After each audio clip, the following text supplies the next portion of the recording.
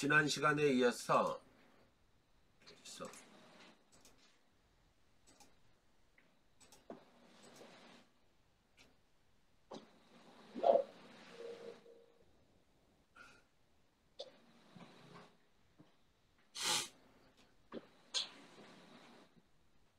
연세대 문제를 한번 다시 보자고.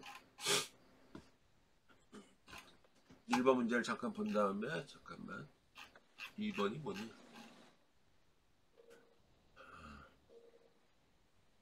언어에 대한 지금 문제 구성을 보면은 1번에는 민족에 대해서 나오고 서로 상이한 입장을 비교 분석하라 그러고 2번은 다라 마에 나타난 언어에 대한 관점 차이를 서술하라. 이것도 비교하라는 얘기지, 그치? 내가 누누하게 얘기했지만은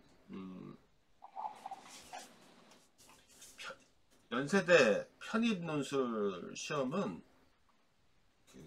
대입논술보다는 공을 좀 덜 들여. 응? 대충 만드는 경우도 많아. 이렇게 주제가 다르고 이런 경우는 1, 2번을 같은 주제로 엮어서 내지 못하고 그 만드는데 좀 실패한 거야. 응? 이런 경우에 지금 보면은 제시문이 오버랩 되는 데가 어디 있어? 다잖아, 다. 응?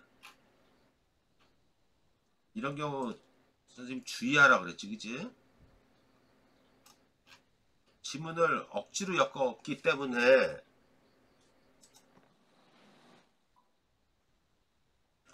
뭐라 그러나 각색을 한 거란 말이야. 그렇기 때문에 글 전체가 논리적으로 체계적으로 연결되지 않고 두 개를 갖다 붙여버린 경우가 많아. 여기 보면은 앞부분에는 민족에 대해서 얘기하다가 뒤에 갑자기 그 언어를 가지고 막 얘기를 하고 있어, 그죠? 그러니까 이런 데 주의를 해야 돼. 다가 영어 지문인데 1, 2번 문제를 둘 다 포섭하기 위해서 문제를 이렇게 엿같이 냈구나. 어? 지문을 구성했구나. 그걸 알고선 만약에 1번 문제를 푸는데 갑자기 뭐 혼동이 오죠. 민족 얘기하다 언어 얘기하고 물론 언어적인 내용도 쓰긴 해야 돼. 언어 공동체니까. 그렇지만 너무 뒷부분에 생각 이상으로 디테일하게 들어갔잖아.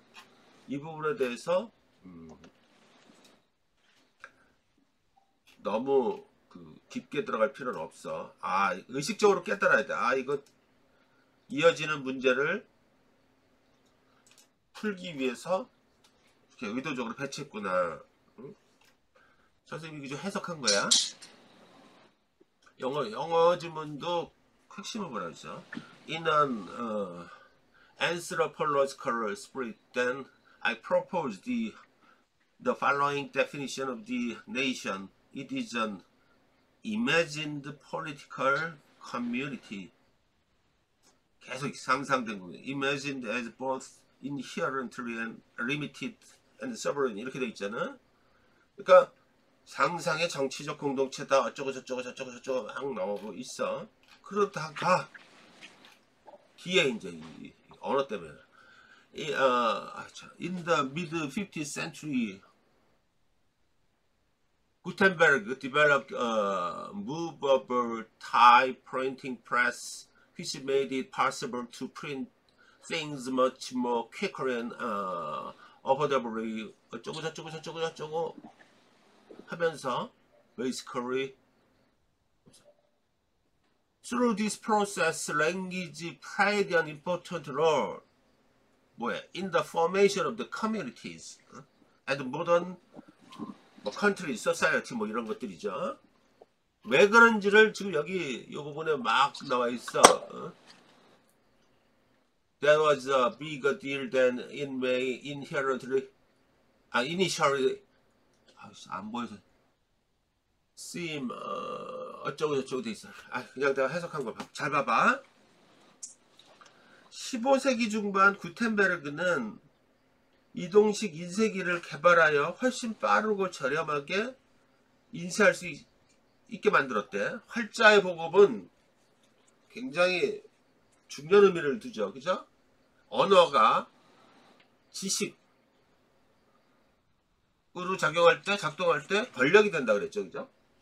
그러니까 언어가 그 권력인 시대에서 이게 자꾸 밑으로 내려가는 거야. 퍼지게 되고 하여튼 권력을 막 나누게 되는 거죠. 사람들한테. 그러면 지배계층은 좋아할 일이 없잖아. 그죠? 더군다나 유럽이란 나라는 근대 들어서 국가 개념이라는 게 만들어지지만 막 섞여 있잖아. 종족들이. 그지? 국가 개념이 되게 옅었단 말이야. 응? 그런 상황이었단 말이야. 그러니까 언어, 국가를 유지하기 위해서는 언어도 통합 유지해야 될 필요도 있었고, 그러니까 문해력의 발달은 필연적이었던 거고, 막 그런 상황적인 논리가 있는 거야. 이때 15세기 중반부터 활자가 보급되고, 그러면서 16세기 17세기 르네상스 시대로 접어들면서 이제 근대가 태동하면서 이게 굉장한 역할을 했다는 얘기지. 그래서 민족에도 국가에도 큰 영향을 줬다는 거야. 그 정황을 가지고 얘기를 해야 돼. 그 파급력은 우리의 상상을 뛰어넘었다. 유럽의 신흥 중산층이 쉽게 책을 접할 수 있게 되면서 문해력은 급격히 향상되었다. 자, 이게 무슨 뜻이냐? 서양의 근대는 중세 종교,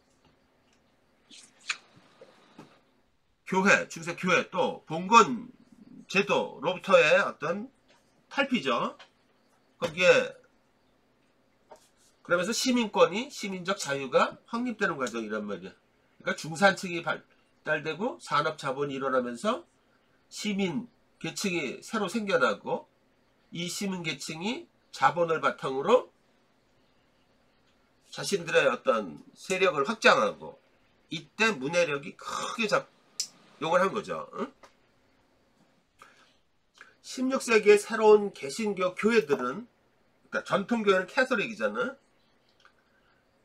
부유한 사람들뿐만 아니라 다른 모든 사람들도 쉽게 복음서를 접할 수 있어야 한다고 생각하고는 라틴어와 그리스어 대신 해당 지역 언어로 성경을 인쇄하기 시작했다.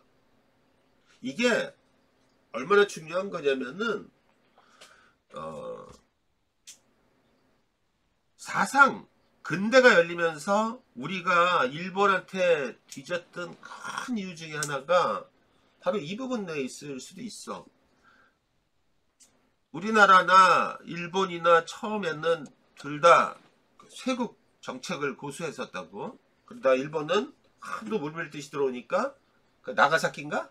거기 하나만 열어놨었단 말이에요. 그죠? 그래서 그것도 중개를 네덜란드 상인들을 어떤 중개 대표로다가 해서 네덜란드가 미국, 뭐 영국, 프랑스 이런 데들하고 서로 교섭권을 가지고 이렇게 1대1 대응을 하게 만들어 놨댔어. 이 창구를 통해서 총포도 들어오고 뭐 여러 가지 이제 그러니까 옛날에 임진왜란 때 그 총포 개념이 아니지. 응? 새로운 어떤 과학 기술, 물자 뭐 이런 것들이 들어오기 시작하고 막 그랬어. 그와 동시에 서양 근대를 열면서 일본이 했던 가장 큰 일 중에 하나가 서양의 사상, 제도, 법률 이런 것들을 다 번안하는 작업을 한 거야. 자기 거로 만드는 작업. 이게 굉장히 컸던 거야. 그래서 우리는 그런 과정이 없었잖아. 그러니까 그대로 일본 걸 또 받아들인 거야. 플라톤의 말을 빌자면 모방이 되니까 어려운 거야. 여러분들한테. 그치? 낭만이라는 말들이 있지. 낭만도 여러 가지로 로맨틱. 왜 서양은 낭만적이라 그러면 로맨틱이라는 로맨틱이라는 말을 많이 써. 그때가 참 살기 좋았나 봐. 또는 뭐 노스톨지아 뭐 여러 가지 개념들이 있잖아. 그죠? 우리도 여기 우리 서양 우리 모던 보이 뭐 이러면서 우리 40년대 뭐 이때 낭만이라는 말을 되게 많이 썼잖아. 그죠? 낭만이란 말도 일본에서 번역을 한 거야. 낭만, 로맨틱에서 나온 거란 말이야. 알겠지? 그죠? 비슷하잖아. 응? 이런 식으로 다 번역이 돼 있는 거야. 그러니까 때로는 이해가 안 되지, 그죠? 어? 그러니까 우리나라는 지금 언어적으로는 굉장히 많이 혼정이 돼 있지. 일단 중국의 한자가 중심으로 들어오면서 순수 우리말도 있고, 일본에서 이렇게 번안해서 들어온 것들도 굉장히 많죠, 그죠? 일본은 그때 법률은 독일에서, 제도는 영국에서, 철학은 뭐 그리스 이런 쪽에서 자꾸 들어오면서 다 번역 작업을 한 거야, 지식인들이. 그게 굉장히 컸던 거야. 그러니까 우리는 왜 이런 문제냐? 우리는 또 그걸 그대로 답습을 해가지고 들어왔기 때문에 상당 부분 일본이 원하는 바대로 움직여줄 수밖에 없었지, 그죠? 옛날 지식인들이 거기에 많이 무릎을 꿇었던 거야. 문화정책식에 들어오면서 그런 거야. 그래서 그만큼 문해력은 되게 중요해요. 서양 근대 형성 과정에서 통치자들에 의해 사용된 민족이라는 개념은 근대 국가의 통합에 중요한 역할을 담당했다. 통합의 민족, 정신적인 부분이죠, 그죠? 중요한 역할을 담당했는데 그 핵심 기제로 가장 중요하게 역할을 한 게 뭐다? 언어라는 거예요. 언어의 통합. 그것은 처음으로 하는 큰 거래였다. 지역 언어로 된 성경은 엄청난 인기를 끌었지만 인쇄업자들은 많은 수량의 성경을 신속하게 만들어낼 수 없었다. 이것은 분명한 메시지를 전달했다. 특히 신흥 중산층에게 지역 언어로 된 책들이 팔린다는 사실이 그것이다. 사람들은 귀족의 언어로 인식되는 라틴어와 그리스어로 된 책을 원하지 않았다. 사람들은 자신이 사용하는 언어로 된 책과 신문을 원했다. 인쇄업자들이 받아들이기 시작한 것은 지방 일상어로 그들은 다양한 방언을 사용하던 사람들을 단일 언어로 통일시켰다. 이게 참 크지, 그죠? 어? 사람들은 동일한 언어로 쓰인 책과 신문을 읽었다. 그것은 표준화된 형태의 새로운 의사소통으로 인쇄업자들이 쏟아내는 인쇄물 덕분에 라틴어가 아닌 일상어 사용자도 식자층으로 편입되는, 이거는 기억이 안 나는데 선생님이 이상해서 풀어서 집어넣는지 아닌지 난 모르겠어. 내가 넣은 것 같기도 해. 이거 과정을 통해 언어는 공동체와 근대국가 형성에 중요한 역할을 합니다. 아무튼 보고난 거라서 글이 완벽하지가 않아. 그래서 제가 찜찜해 항상. 응? 이건 내가 집어넣은 것 같은데 아무래도 이상해가지고. 아무튼 복원이라는 게 그래. 아무튼 그래도 뭐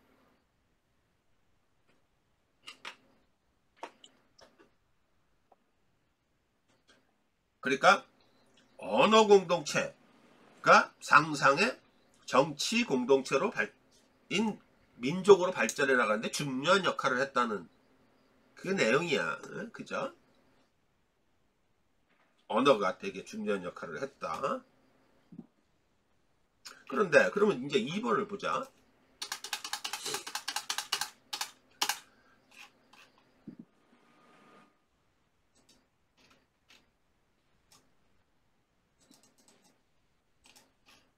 2번에 보면 다라마에 나타난 언어에 대한 관점이래. 이렇게 포괄적으로 줬어. 이거를 서술하라 그러니까 참 어려운 거지. 비교표를 꼭 만들어 보라 그랬지. 관점, 논의점의 차이래. 비교하라는데. 라를 보자. 다음에. 제국주의가 끝난 뒤에도 유럽으로 대표되는 식민 종주국의 언어가 아프리카로 대표되는 식민지의 토착어보다 여전히 피지배국이었던 사람들에게 선언된대. 그러니까 언어의 역할은 그만큼 무지막지하다는 거지. 우리나라를 볼까? 우리나라에서 일본어, 그러니까 조선어학회 사건, 우리 영화로도 나왔죠. 뭐 우리 나라와 우리 언어 표준화 사전 같은 거 만들었잖아, 그죠? 그런 것들은 굉장히 큰, 되게 의미 있는 일이야. 별거 아닌 것 같지만은. 그러니까 지금 보면은 아프리카 볼까? 토속어들도 있지만은 뭐 알제리 이런 데는 다 프랑스 말 쓰고, 그죠? 남아공 이런 데는 전부 영어를 쓰고, 거기 물론 자기 나라 말들이 되게 많아. 거기 무수한 인종들이 있으니까. 그러니까 옆에 동네 말을 못 알아들어. 인도 같은 데는 전혀 몰라. 그냥 거기 언어가 1000개가 넘는데요. 응? 그래서 인도도 관공서 이런 데는 다 영어로 써. 공용어를. 우리나라도 한때 영어 공용어를 하자고 막 그러고 막 그러는데 그렇게 공용어로 굳이 안 해도 우리는 그 각자 알아서들 영어 배우잖아. 그죠? 응? 그런 거 되게 정확한 거지. 근데 영어를 공용어로 쓰게 되면 어떤 현상이 벌어지냐. 첫 번째는 인도에 내가 친구들이 꽤 많은데 인도의 공과대학 엄청난 대학이거든. 인도는 신분제 사회라서 그걸 뛰어넘기가 되게 어려워. 응? 신분제 사회를. 근데 유일하게 뛰어넘을 수 있는 게 국립대, IIT, 인도 공과대학 또는 그런 데 들어가거나 관공서에 들어가거나 다 영어를 써야 된단 말이야. 그죠? 그러니까 걔네 시험 보면 아주 난리도 아니야. 응? 그러지 않으면 통합이 안 되니까 바로 옆에 동네도 말이 안 돼. 응? 옆에 동네도. 근데 언어는 서로 딴 얘기 하게 되면은 분열되기가 되게 쉽잖아. 그죠? 통합도 안 되고. 그러니까 인종 못지않게 언어도 되게 중요한 거야. 그죠? 그래서 걔네들이 아직까지도 지금 아프리카 같은데 보면은 이 피식민 피지배국이죠. 아직도 서양에 크게 종속되고 이러는 게 지금 대표적인 게 언어야. 언어.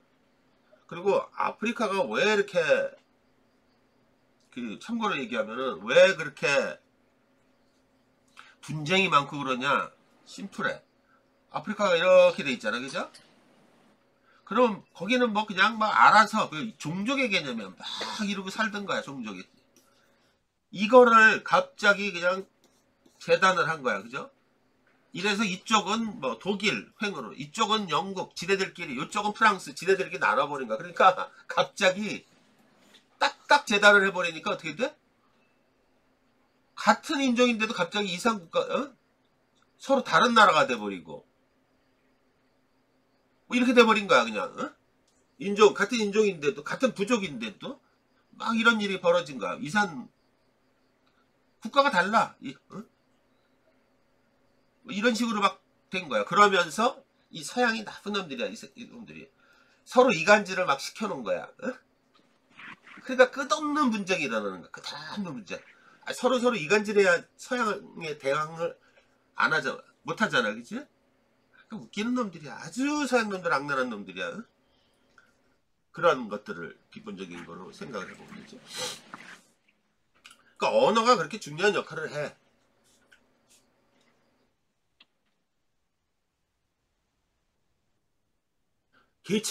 언어가 계층 관계를 형성하는 거야. 언어는 푸코가 말했듯이 권력이라고 그랬잖아. 그죠? 지식이 권력이라고. 영어를 할 줄 아는 사람이 적은데도 사람들은 영어나 유럽어를 할 줄 아는 것이 발전의 능력을 갖는 것으로 간주한다. 영어를 유창하게 하는 사람에게는 영어를 사용해야만 진입할 수 있는 세계에 대한 기회가 부여된다. 토착어만 구사할 경우 그의 시공간도 토착적인 시공간에 머무르게 된다. 모든 사람이 토착어만 구사하던 시절에는 아무런 문제가 되지 않던 것이 제국주의를 거쳐 새롭게 탄생한 때 피지배국이었던 나라의 사람들에게는 이제 넓어진 시공간이 기다리고 있었다. 이러한 현상은 물리적인 국경을 넘는 것과 무관했대. 국경하고도. 아까 앞에서 보면 언어는 지역공동체고 국경 뭐 이런 것도 얘기했었잖아. 그지? 넘어갈. 국경 아니든 바뀌든 제국주의 언어를 구사할 수 있으면 어디든 활용도가 높았다. 제국이 물러난 자리에 제국의 언어가 남아 여전히 제국의 권능을 발휘하고 있었다. 그리고 그 위력은 사람들의 층위를 나누고 있었다. 우리나라도 50년대, 60년대 절대 이거하고 무관하지 않아. 그죠? 그게 이제 식민 청산하고도 맞물렸었잖아. 그죠? 우리나라의 가장 큰 게 뭐였냐면은 참고로 얘기하면은 해방이 됐단 말이야. 45년에 8월 15일날. 그리고 미국 군정이 시작됐죠. 군인들이 들어왔는데 영어를 할 줄 알거나 일본어를 할 줄 알거나, 그러니까 관료들을 없는 거야. 우리는 다 뭐 대학에 싸우기만 했지, 그죠? 어? 독립군. 그러니까 자기가 통치가 안 돼. 그래서 어떻게 이승만 정권하고 적절한 타협을 한 거지, 그지? 그러니까 다시 고등 순사들, 그러니까 그 친일파들을 그대로 또 고용을 해가지고 걔네들이 형사가 되고, 그러니까 더 악질적인 행위를 하고 뭐 이런 일이 벌어진 거야. 어? 이때 아까도 얘기했지, 이런 언어 이런 것들이 크게 작용을 한 거지, 그죠? 거기다가 미국에서 유학 일찍 갔다가 온 유학파들이 득세를 하고 막 하여튼 이런 식으로 이제 벌어진 거야. 그건 어쩔 수 없는 현상이겠지만. 그리고 그 위력은 사람들의 층위를 나누고 있었다.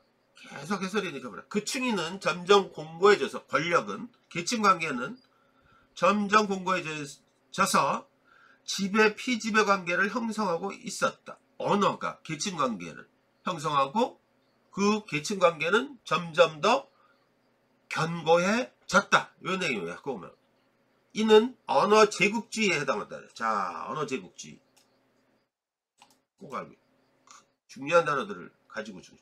문화 제국주의와 맞물려 이 문화 제국주의, 국가 간의 지배 피지배 관계를 확산시킨다. 그러니까 문화 제국주의가 뭐야? 어? 문화 제국주의 우리 문화에서 배웠잖아, 그지? 자국의 문화를 우선하는, 자국 문화로 피지배국의 문화를 지배할 수 있다는 생각, 뭐 이런 것들이잖아, 그죠? 그거와 마찬가지로 언어 역시 똑같은 역할을 했다는 거야. 이전에 식민지였던 국가들에서 영어의 강력한 지위는 식민지 시대 정책이 지속되고 있음을 보여준다. 이런 언어 제국주의를 주제로 건국대, 서강대 몇몇 대학에서 출제했었어. 예를 들어 인도에서 독립 이후 수년에 걸쳐서 영어가 사회 경제적 이동의 유일하고도 아까 얘기한 거 가장 중요한 예측 변수가 되었다는 점은 엘리트 집단을 더욱 강화하는 결과를 가져왔다. 경제가 세계화되면서 영어 교육은 사회 계급들 사이의 격차를 더욱 넓히고 있다.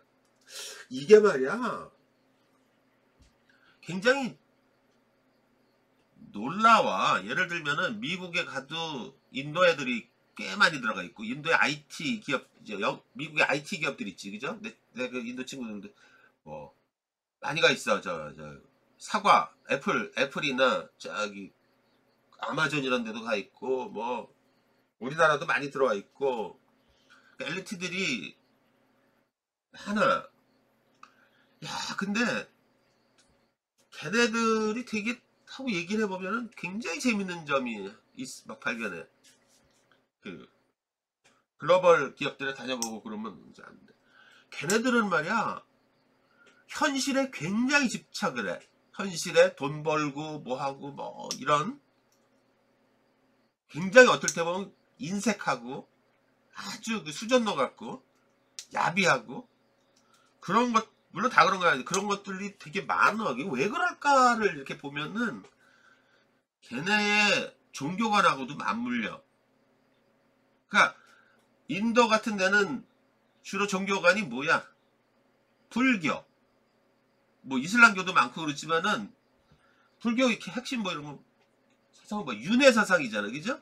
이거 그대로 보면 그러니까 무슨 말이냐면은 서양 기독교 사상처럼 저기 우리 보이지 않는 그 너머 사후 세계에 완전하고 이상향 유토피아가 있다고 서양 종교에서 얘기를 하잖아, 그죠?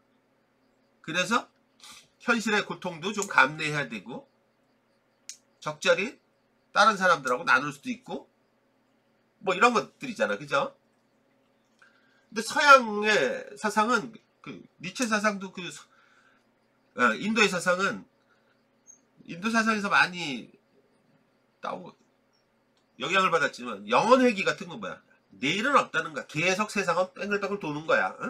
계속. 그러니까 내가 동물로도 개로도 태어났다가 다음 세계 뭐 무슨 뭐 토끼도 태어났다가 뭐 이러는 거야. 나쁜 놈으로 태어났다가. 그러니까 무슨 얘기야? 이것도 종교 가지고도 철학적으로, 이념적으로, 사상적으로 크게 바뀌지, 그치? 굳이 따지면 서양은 플라톤이 말한 이상주의가 성향이 되게 강한 거야, 종교적. 근데 동양은 현실주의적인 성향이 되게 강한 거야. 그러니까 현실에 돈이 더 중요한 거고, 그때는 그땐 거고, 묘한 거야. 응? 우리가 통념적으로 생각할 때 동양 종교를 보잖아. 그러면은 굉장히 막 내세를 아주 중요시하고 그런 거 같지. 절대 안 그래. 6.25 사상의 핵심은 뭐야? 현세적이야. 현세적. 내세적이야. 세속적이고 현실에 되게 중요한 어떤 사상들이야. 그런 것들을 한번 보면 알 수가 있겠지. 그지? 그러니까 우리나라도 그런 것들이 되니까 그럴수록 어떻게 했대? 점점 더 여기 만약에 내가 지배계층이라고 하면 자식들한테 부를 대물림하기 하고 권력을 대물림하기 위해서 노력하겠지. 그치? 이거를 일찍이 부르디에는 문화자본이라는 말 하고 교육을 통해서 문화자본으로 확산을 시키고 돈을 물려주는 것보다는 어떤 학벌 뭐 이런 거를 물려주면 훨씬 더 효과적이라고 생각을 하고 있고 또 그 계층적인 어떤 성향을 아비투스라는 말로 설명가. 시험에 무지하게 논술제로 많이 나왔었지. 식민지 시대 이후에 영어는 엘리트 집단을 형성하는 중요한 도구가 되었다.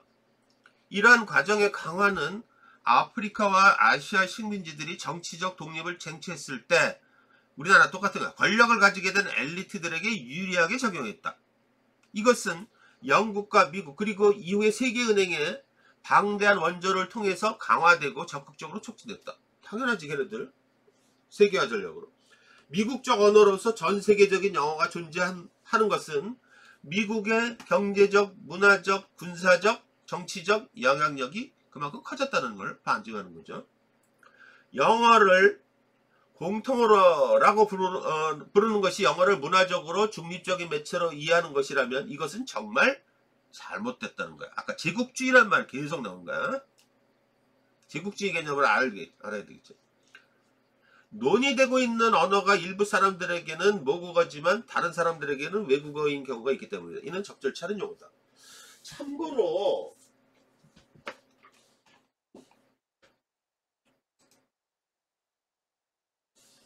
여러분한테 이게 좀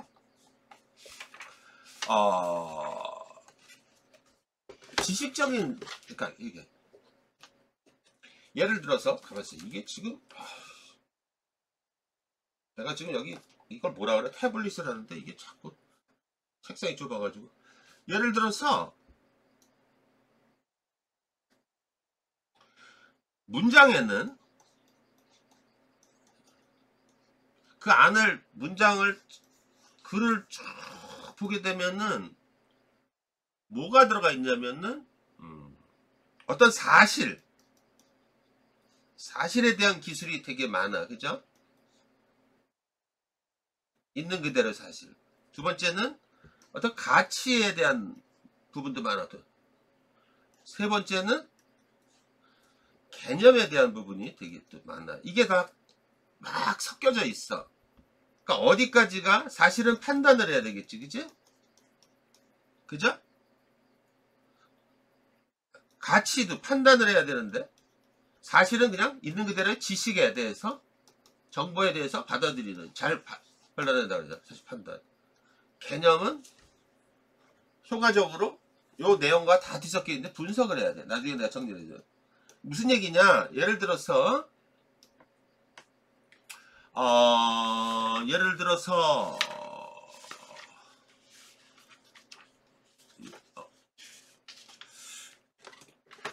이렇게 한번 볼까?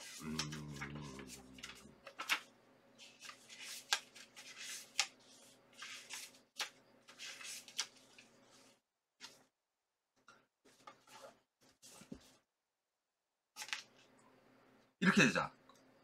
공산주의는 전 세계에 확산할 것인가?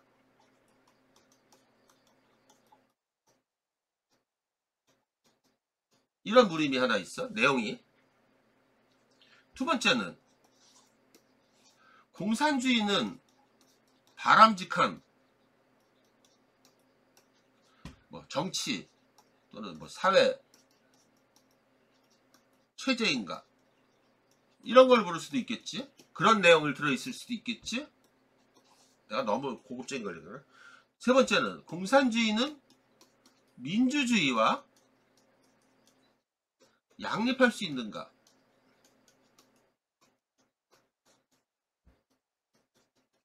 이런 내용으로다가 그 내용이 기술되어 있을 수도 있겠죠. 그죠? 그러면은 이 첫 번째 거 확산할 거예요. 그 내용이 있잖아요. 이거야말로 사실 판단, 사실에 대한 부분이 들어있는 거야. 적시돼 있어. 그죠? 주로 사실에 관한 질문이란 말이야. 내용이고 얘는 뭐에 대해서 어떤 가치에 관한 거야. 그죠? 가치 판단에 관한 거야. 근데 이게 세 번째는 이거야말로 이게 개념에 대한 개념 인식에 대한 부분이란 말이야. 그죠? 그러니까 여러분들한테는 이걸 왜 얘기하냐면은 이 내용을 섞어서 논술 문제를 구성을 하게 되어 있단 말이야. 이게 무슨 말이야? 여러분들이 무엇을 해야 되냐면은 글을 읽어서 얘는 사실적 판단, 사실적인 지식, 정보에 관한 내용이구나. 얘는 가치 판단에 관한 내용이 들어있구나.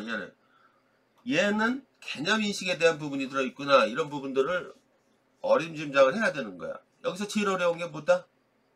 얘가 어려운 거예요. 왜? 개념에 대한 인식을 하려고 그러면 여러분들한테 논술에서 주로 이런 것들을 물어보잖아. 그죠? 물어보고 이제 점점 디테일하게 들었는데 이런 개념을 물어보면은 이거에 대한 기본적인 어떤 지식이 있어야 돼. 기초 지식이 있어야 되고 또 이 개념, 그러니까 쉽게 얘기하면 개념에 대한 인식, 개념을 분석을 해서 인식할 수 있어야 되는 게 있단 말이야. 그죠? 굉장히 그게 중요한 부분이야. 그러면은 자 봐봐. 그런 내용들을 잘 여러분들이 확인을 해야 되는데 그럼 한번 볼까?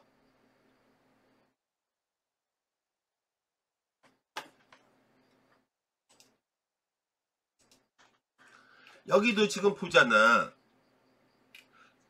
많은 게 지금 아까 얘기한 사실에 관한 부분하고 가치에 관한 부분하고 개념에 관한 부분들이 뒤섞여서 지금 글 내용을 구성을 하고 있어. 그러니까 많은 질문을 뽑아낼 수가 있고 들어있단 말이야. 어찌됐거나 제일 중시돼서 기본적으로 판단해야 될 게 뭐야? 개념에 대한 분석, 개념의 인식이야. 그러니까 여기를 전체로 끌고 가는 게 핵심을 어구를 하나 찾으라 그러면 뭐다? 언어 제국주의야. 그지? 그러려면은 이 제국주의가 무슨 의미인지 개념적으로 정확하게 인식을 한 다음 얘를 들여다봐야 돼. 그래야 문화제국주의, 언어제국주의의 의미가 무엇이고 그것에 따라서 여기에 들어있는 많은 정보들을 해석을 할 수가 있고 들어있는 어떤 유용한 가치를 판단할 수가 있고 이렇게 되는 거란 말이야. 아무 생각도 없이 들어가면 돼. 그러니까 얘는 그렇게 중요한 거야. 핵심은 나의 핵심 내용을 한 단어로 얘기해라 그러면 할 수도 있는 거야. 뭐야? 언어제국주의. 그죠? 그럼 제국주의는 뭐야? 서양이 우세한 자가 동양 열세한 데를 침탈하기 위한 어떤 이데올로기 또는 정치적인 어떤 담론 이런 것들을 말하는 거야. 그죠? 그거를 집약한 게 제국주의. 한마디로 하면 제국주의야. 그죠? 그럼 그 뉘앙스가 무슨 의미인지를 알 거잖아. 그죠? 굉장히 일방적이고 자기중심적이고 뭐 이런 것들이란 말이야. 그런 내용들을 읽고 나면은 여기서 보면은 제국주의가 서양이 언어를 그만큼 중시해서 피지배구에 엘리트들한테 확산시키는데 왜 노력을 했는지를 알 수 있는 거야. 가서 일일이 아까 저 우리나라 경우도 봤지만 가서 통치할 수가 없잖아. 그죠? 그러니까 사냥개처럼 이런 엘리트들을 딱 포섭을 걔네들한테 맡겨버리면 쉽잖아. 그죠? 그게 세계화 전략이야. 미국의. 그런 일환이란 말이야. 그것 때문에 계층도 분화가 되고. 그래서 이 내용을 요약을 하면 뭐다? 언어는 계층 관계를 형성하고 계급 차이를 불러오는 핵심 기제로서 언어 제국주의는 국가 내 계급 격차를 넓히고 문화 제국주의와 맞물리면서 국가 간 지배 피지배 관계를 확산시킨다. 영어를 세계 공통어라고 부르면서 문화적으로 중립적인 매체로 이해하는 것은 옳지 않다는 거야. 왜? 언어 제국주의를 강화하면서 소수 엘리트 계층의 이익을 높일 뿐이기에 옳지 않다. 전체적으로. 이해됐죠? 그죠? 그 얘기를 하는 거야. 응? 언어에 대한. 문제는 뭐야? 관점의 차이를 서술하라 그러니까 굉장히 느슨한 구조야. 이걸 어떻게 논의점을 세분화해서 정리할 것이냐가 되게 중요한 문제야. 그러니까 차근차근 생각해. 일단 다 읽어보자. 민족주의에는 자유로운 사회를 지향하는 열린 민족주의와 배타적이고 억압적인 사회를 불러오는 닫힌 민족주의의 특질이 아울러 있고 그 둘은 늘 부딪힌다. 그러니까 선생님 학교 다닐 때는 민족주의라는 내용이 교과과정에서 중시 다루지도 않았고 열린 민족주의, 닫힌 민족주의 이 개념도 없었어. 그러니까 2000년 들어서 생긴 거야. 그치? 세계화 시대, 다문화 시대. 응? 자꾸 도대체 민족이 뭐고 민족주의가 뭐냐. 옛날하고 지금 인식을 달리하니까. 그래서 나온 거야. 안타깝게도 우리는 옛날에는 닫힌 민족주의잖아. 혈통 중시하고 배달의 민족 이러면서. 그치?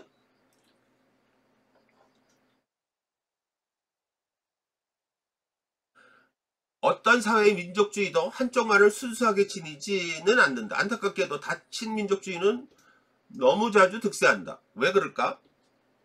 권력이 정치적인 목적으로 쓰는 거야. 그죠? 자기가 권력이 위태로울 때마다 민족주의를 강조하면 어떻게 돼? 안으로는 결속을 다지고 밖으로는 배타성을 보일 수가 있잖아. 그지? 딱 그런 용도로 많이 쓰인단 말이야.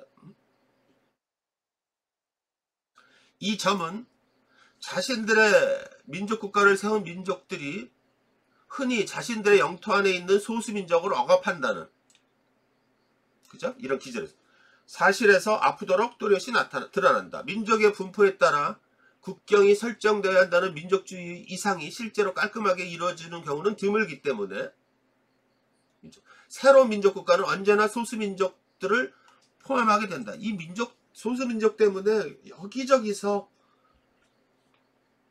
분란이라는 거야. 중국의 최대의 두통거리는 뭐다? 티베트 자치구. 민족주의 문제야. 그죠?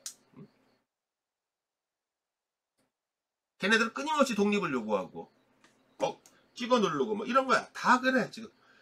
저기 그 서양 소련이 붕괴되면서 러시아 쪽 다 독립을 하고 다녀. 다 이게 민족주의, 민족 개념에서 지금 다 분쟁이 일어나는 거야. 이슬람도 똑같고.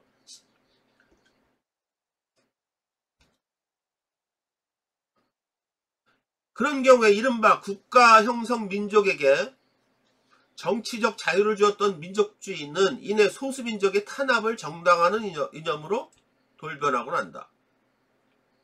이 내용이 굉장히 중요하죠. 그죠? 뭐야? 여기까지가 뭐다?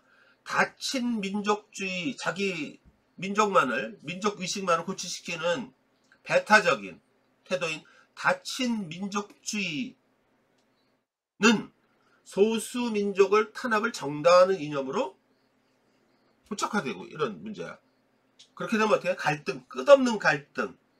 우리나라도 먼 일이 아니야. 다민족들이 많이 들어오면서 계속 이제 문제가 된단 말이야. 지금 벌써 웃기잖아. 우리나라는 차이나타운 이런 게 인천 같은데 이렇게 만들어주고 그랬었잖아. 그죠? 근데 지금은 여러분들 나 한번 안산이라는 데 한번 가봤거든. 거기 갔더니 우리말보다는 중국말이 더 많이 들려. 어? 무서워 그냥. 어? 저쪽 그 가리봉동 저쪽에 있잖아, 그지? 완전히 무섭대 거기. 어? 그런 거야. 그러므로 민족어와 국제어를 구분해야 한다. 미국 같은 나라 있잖아. 미국에서 그 마피아 있잖아, 그죠? 갱단. 어? 옛날에 한때는 중국 양아치들, 중국 갱단들이 유명했잖아. 미국에서 제일 무서운 그 갱 양아치들이 누군지 알아? 베트남 애들이야, 베트남 애들. 잔인하니까 그냥 아무 생각, 그 전쟁 겪고 나서 어? 무섭대. 내 친구 얘기 들어보니까. 그런 거야. 전쟁도 하고 얼마나 또 총 잘 쏘고 그러겠니, 그지? 응? 이게 되게 좀 확산하면 되게 재밌는 거야. 우리나라 그 LA 폭동 일어났을 때 있잖아, 그죠? 굉장히 살벌했단 말이야. 근데 우리나라가 그냥 안 되겠다고 우리는 우리가 지켜야겠다고 해가지고 자위대식으로 이제 재편하는데 외국 애들이 미국 애들이 학을 띈 거야. 어쩜 저럴 수가 있어. 근데 그게 왜 가능해? 우리는 군대를 다 다녀봤잖아, 그지? 그러니까 조직을 어떻게 구성해야 되는지 알잖아, 그죠? 그 자구책을 쓰는 거 보고 걔네들이 깜짝 놀랐대. 아무튼 막 그런 거야.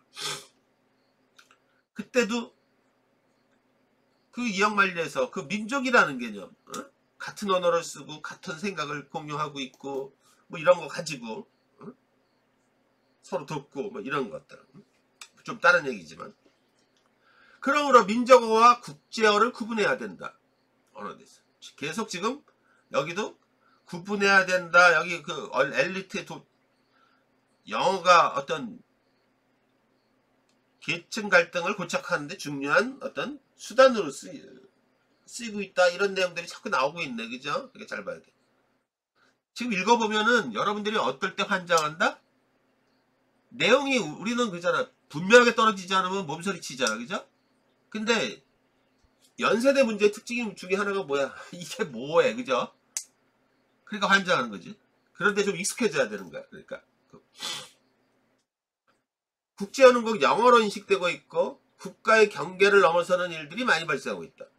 그래서 아까 다시 얘기하면은 그 이분법적이고 탁 떨어지는 생각에 익숙해졌기 때문에 여러분들이 자꾸 글 내용, 지문의 내용보다는 도식화된 사고에 집중하려고 그런단 말이야. 그러니까 연세대는 그걸 노린 거야. 응? 다친 민족주의가 될 가능성이 높다. 이는 스스로에게 해를 입히는 것이다. 열린 민족주의를 지향해야 한다. 영어를 배우는 것은 경제적 논리에 따를 때 매우 유용하며 민족어만을 강조하는 것은 그렇지 못하다. 많은 사람들이 영어를 배우려고 하고 부모들은 자식이 어릴 때부터 영어를 가르치려 한다. 그러니까 여기 지금 읽어보면은 나와 많은 상당히 대립하는 견해네. 그죠? 그런 것들 봐.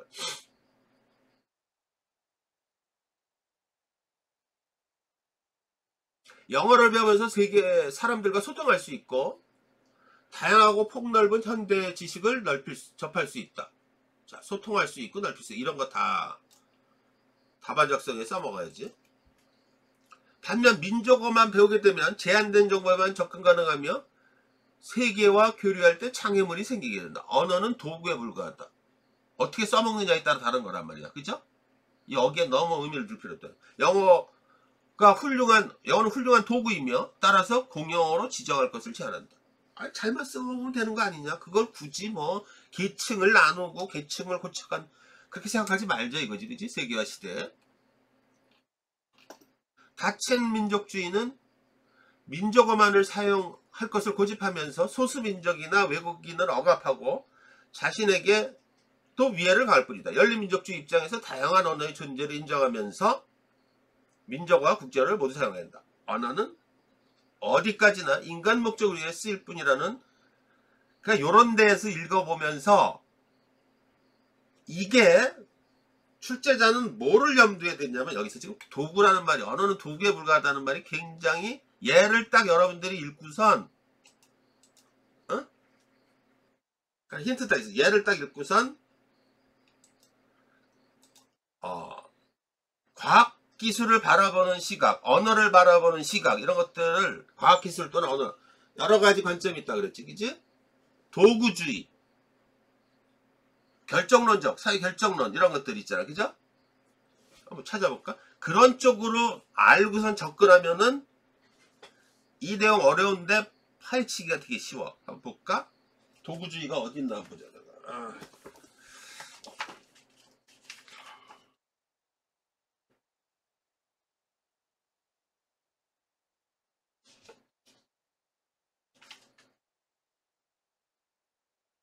음, 38.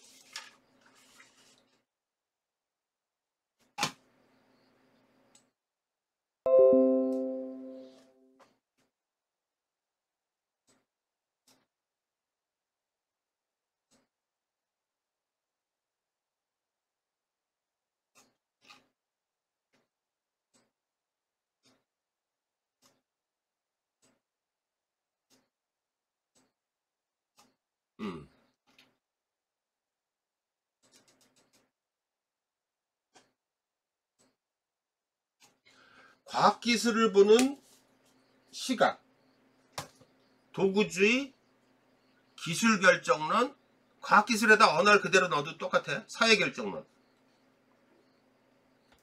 이런 시각으로 많이 이용해. 아까 도구주의는 기술을 인간 목적을 위한 도구나 수단으로 보는 관점이다. 그러니까 기술은 기술일 뿐, 뭐 인간은 이렇게 하는 거지 뭐가 그렇게 중요한 얘기가.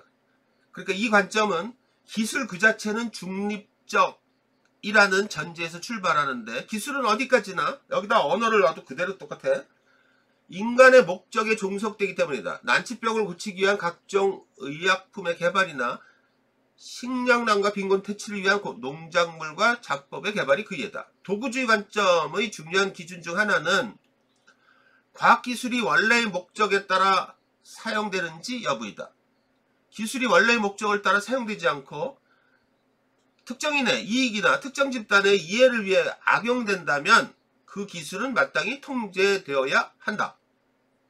기술 스스로가 움직이지 않는다는 것은 인간이 문제라는 거야. 그걸 사용하는. 도구주의는 개별 인간이 아닌 인간 일반을 위한 목적을 기준으로 하며 인간 일반의 복리의 관점을 강조하는 점에서 공리주의적 입장에 선다.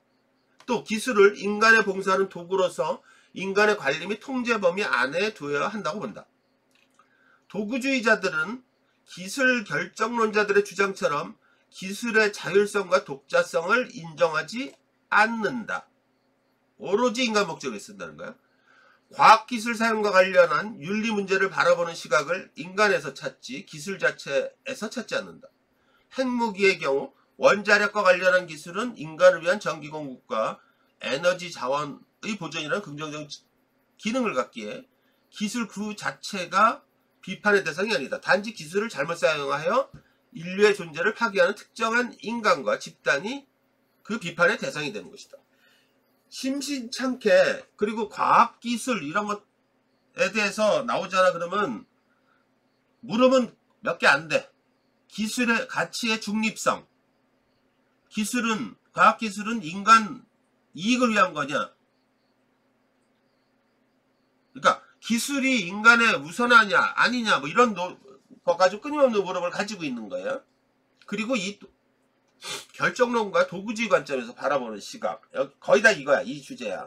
그 기술의 양면성을 얘기를 하면서. 그렇기 때문에 이런 내용을 잘, 타이틀을, 개념을 잘 알고 있으면은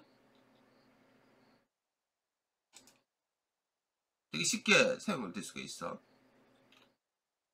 더군다나 지금 AI 시대, 가상현실의 시대, 인간인지 내가 기계인지도 모르는 시대, 뭐 이런 시대에서 기술이 위험성이 굉장히 많이 커지고 있지. 후쿠시마 원전 사태도 그렇고. 그래서 자꾸 이런 이론을 가지고 항상 어떤 문제의식은, 어떤 문제점에 대한 의식은 이런 이론을 가지고 들여다본단 말이야. 그래서 판단을 한단 말이야. 그래서 아까도 얘기했듯이 이런 문제들은 가치 판단에 관한 문제를 다룰 거라고. 그랬을 때 그거에 앞서서 뭐를 봐야 된다? 개념. 아까 얘기했죠. 개념에 대한 인식이 굉장히 중요하다는 거예요. 그만큼 중요하다는 거예요. 기술결정론. 기술결정론은 과학기술이 인간 삶의 전 영역에 영향을 미치고 있으며 그에 따라 기술은 인간이 더는 기술을 통제하고 관리할 수 없을 정도로 자율성을 확보했다고 보는 거야. 계속 지금 자율성 가지고 지금 기술 그 자체에 자율성을 부여해야 되느냐 그렇지 않느냐 이거 가지고 얘기를 하는 거란 말이야. 이걸 가지고 확장해서 인간과 기계의 관계를 가지고도 또 얘기를 하고 기술의 자율성이란 기술의 발전이 정치, 사회, 문화와 같은 외적 요인에 의해 영향을 받는 게 아니라 기술 자체가 갖는 내적 필연성이 기술을 발전시키고 그에 따라 개인은 물론 사회에 결정적인 영향을 미친다는 것이다. 기술 결정론의 관점에 따르면 기술의 대상이 된 인간은 기술이 결정하는 새롭고 특수한 환경에 의해 삶의 내용과 방향을 규정받으며 따라서 인간의 기술 통제력은 상실된다. 이런 이유로 기술의 성립과 발전에 사회적, 정치적, 경제적, 문화적 요인들이 개입될 여지는 없다. 오히려 기술 발전을 사회 변동의 주요 원리로 파악할 뿐이다. 기술 만능주의 사상들이지, 그죠? 계속 우리 사회에서 환경 보전이냐 발전이냐 뭐 이런 것들 다 이런 대립이야. 사회 결정론 이게 조금 중립적인 입장이야. 사회 결정론은 기술 결정론에 대한 비판으로부터 출발한다. 과학기술이 그 자체의 내적 필연성과 자율성에 따라 발전한다는 생각은 기술을 결정하는 다양한 외적 요소를 고려하지 않음은 물론이고 기술 발전이 사회적 선택 및 상호작용의 결과임을 간과하고 있다고 주장한다.